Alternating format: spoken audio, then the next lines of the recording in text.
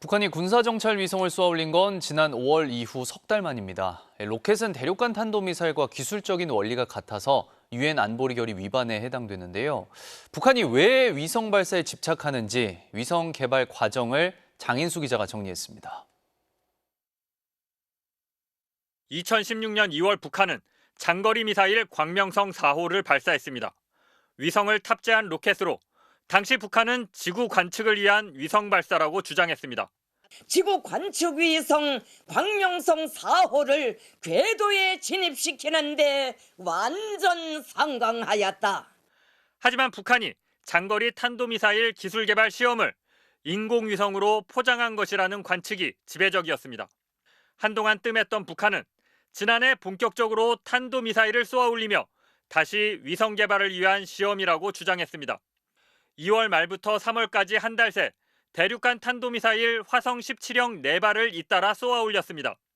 결국 발사 네 번째 만인 지난해 3월 24일 고도 6,200km 상공에 쏘아올리는 데 성공했습니다. 북한은 시험 발사 장면을 공개하며 자신들의 기술력을 세계에 과시했습니다.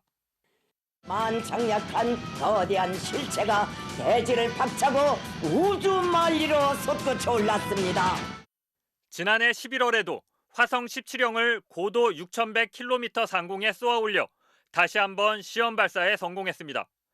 자신감이 붙은 북한은 지난해 12월 정찰위성 개발을 위한 중요 시험을 진행했다고 발표하고 이 시험 과정에서 촬영했다는 사진을 공개하기도 했습니다. 하지만 해상도가 크게 떨어져 조악한 수준이라는 평가가 이어지자 북한 김여정 노동당 부부장은 일회성 시험에 값비싼 고화질을 쓰냐며 반박한 뒤 우리 군 탐지 능력까지 비난했습니다. 이후 올해 4월까지 군사정찰위성 개발을 끝내겠다고 공언했고 김정은 국무위원장이 지켜보는 가운데 육각기둥 모양의 위성도 공개했습니다. 그리고 5월 31일 북한은 첫 군사정찰위성 만리경 1호를 실은 로켓 천리마 1형을 쏘아올렸습니다. 하지만 추진력을 상실한 로켓은 2단 분리에 실패하면서 서해 어청도 서쪽 해상에 추락했고 북한도 발사 2시간 만에 실패를 공식 인정했습니다.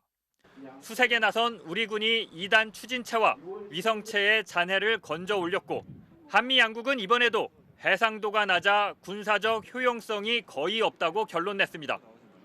군사정찰 위성 실패를 가장 엄중한 결함이라고 문책한 김정은 위원장은 빠른 시일 안에 성공적 발사를 위한 지름길을 마련하라고 거듭 지시했고 북한은 석 달 만에 다시 군사정찰 위성을 발사했습니다. MBC 뉴스 장희수입니다.